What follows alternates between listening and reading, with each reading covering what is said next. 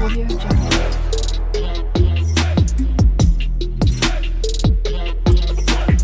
Audio Jungle.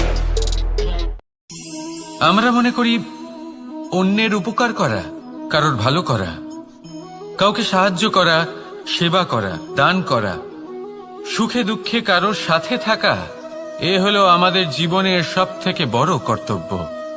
এটাই আসল কর্তব্য। কিন্তু এটা কি সত্যি? না। কর্তব্যের জন্য অনেক সময় মানুষকে অনেক অনেক যন্ত্রণা ভোগ করতে হয়। এমন কিছু কর্তব্য থাকে যা পালনের জন্য মানুষকে এমন কিছু পথ দিয়ে যেতে হয় যেখানে কাঁটা আছে, দুঃখ আছে, যন্ত্রণা আছে, বিপদ আছে। সেটা পার করে তবে ও নিজের কর্তব্যকে পূর্ণ করতে পারে। অন্যের উপকার, ভালো কাজ করা, কাউকে সাহায্য করা, দান করা, সেবা করা, সুখে দুঃখে সঙ্গ দেওয়া, এটা কর্তব্য নয়, এটা হলো আনন্দ।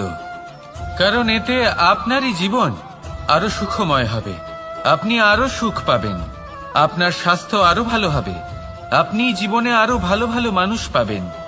আর সব থেকে বেশি যদি এ কিছু বাড়িয়ে তোলে, তাহলে তা হলো প্রেম। তাহলে একে কর্তব্য মনে করবেন না। এ হলো শুধুই সেই পথ যাতে অগ্রসর হয়ে আপনি নিজের জীবন অত্যন্ত সুখময় করে তুলতে পারবেন। তাহলে আপনি এটাই করুন, আর আমার সাথে ভালোবেসে বলুন, রাধা রাধা।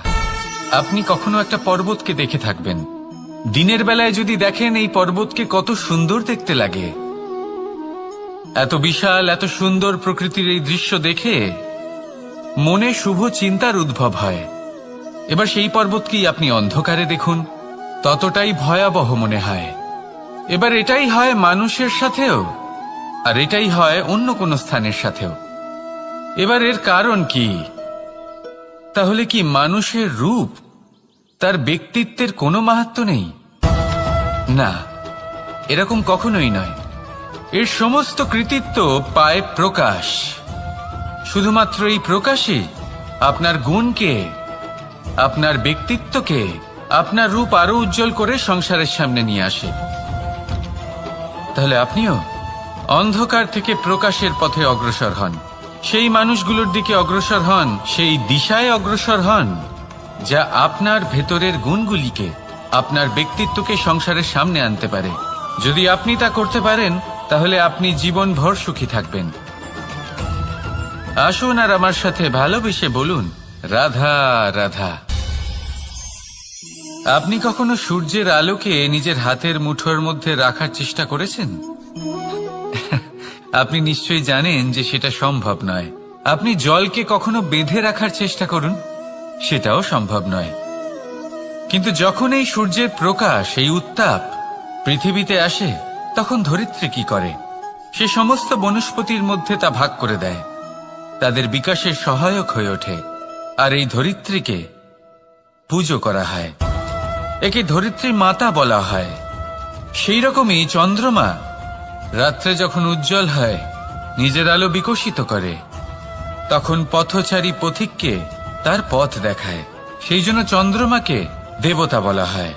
ঠিক সেইভাবেই আপনি কখনো এই প্রকৃতিকে বেঁধে রাখার চেষ্টা করবেন না। একে আগলে রাখতে শিখুন, একে ভাগ করে নিতে শিখুন, ঠিক প্রেমেরই মতো।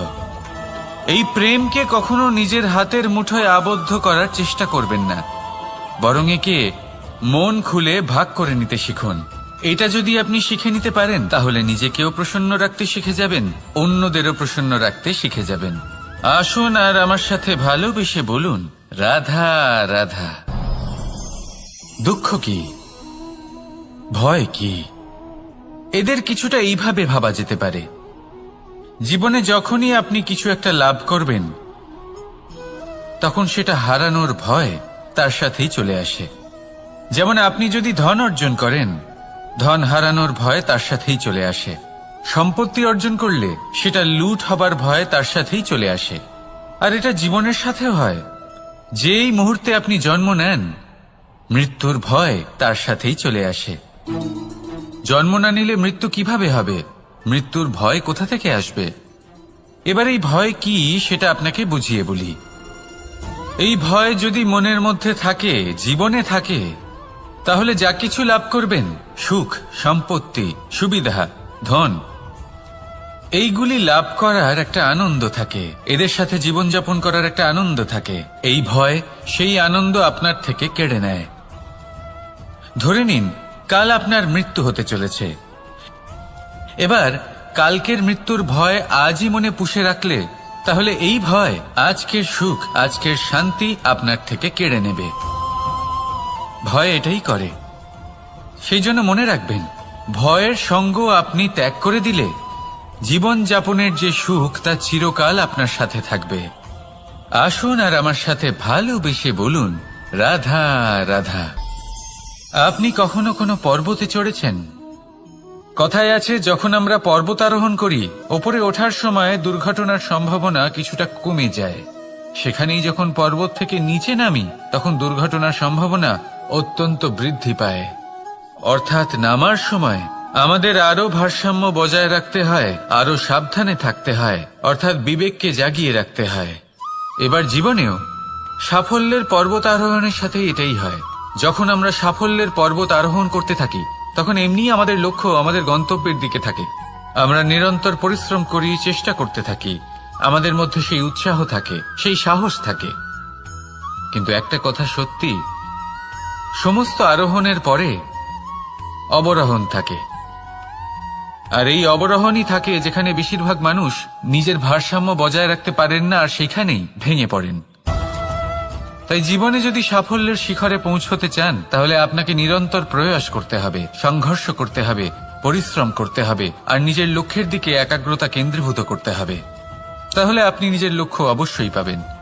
কিন্তু যখন অবরোহণের সময় আসবে, যা নিশ্চিত রূপে আসবেই, তখন আপনাকে সংঘর্ষ করতেই হবে, ধৈর্য ধরতেই হবে, সাবধানে থাকতেই হবে, ভারসাম্য বজায় রাখতেই হবে। এটা হলো অত্যন্ত আবশ্যক, কারণ পরবর্তী সাফল্যের শিখরে আপনাকে পৌঁছতেই হবে, আর তার জন্য আপনাকে সুরক্ষিতভাবে অবরোহণ করতেই হবে। ঠিক কিনা? আসুন আর আমার সাথে ভালোবেসে বলুন, রাধা রাধা।